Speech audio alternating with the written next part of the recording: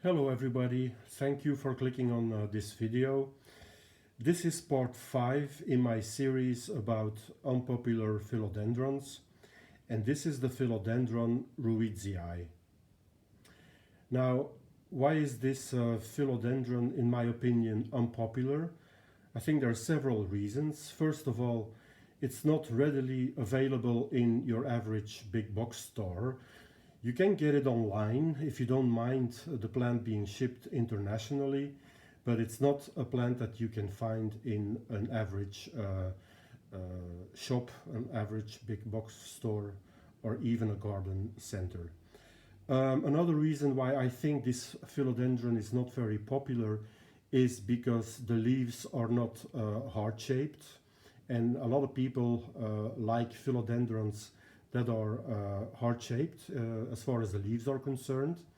And as you can see, this is quite the opposite, because these leaves are very long, sword-like, dark green, but they're definitely not heart-shaped.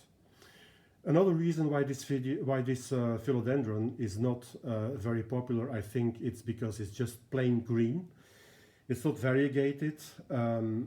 But the green is quite special actually. It is very, very dark and very glossy, as you might be able to see.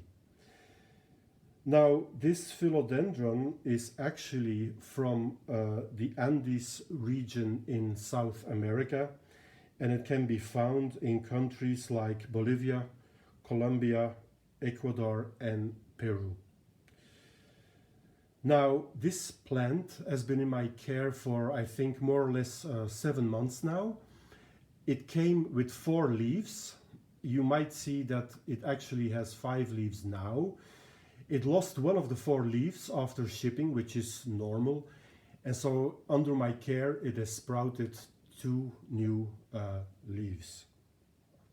Now, this is still a baby plant, but I've been told that in the wild, this plant can grow up to 3 meters high, which is really quite high.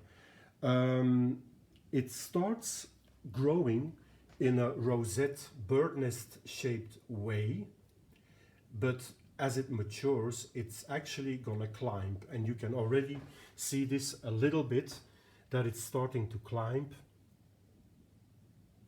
And you can see the very small aerial roots that are on the stem. So, but at the moment it still has this more or less bird nest shape growth going on. Now, what else can I tell you about this plant? First of all, the light conditions. Bright indirect light is best, but in my experience also medium light, so partial shade, is actually okay for this plant. Water requirements. The leaves of this philodendron are actually very thick. They are semi-succulent, which means that they can store a lot of water in those leaves. As a consequence, this philodendron needs very dry soil before watering it again. So the best thing to do is wait until the soil is completely dry, and then you can water it again. Humidity. Like most philodendrons, this philodendron loves humidity. I spray it from time to time, but I noticed that it doesn't really care if it's a little bit drier. So humidity, high humidity, is not really essential for this plant. Propagation. I must say that I haven't propagated this plant yet.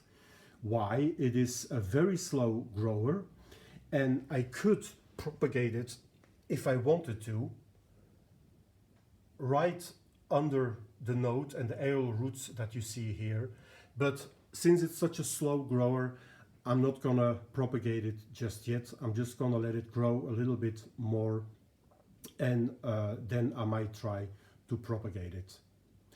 That's all about this philodendron. Thank you very much for watching.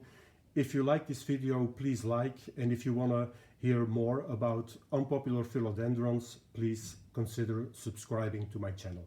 Thank you very much. Bye-bye.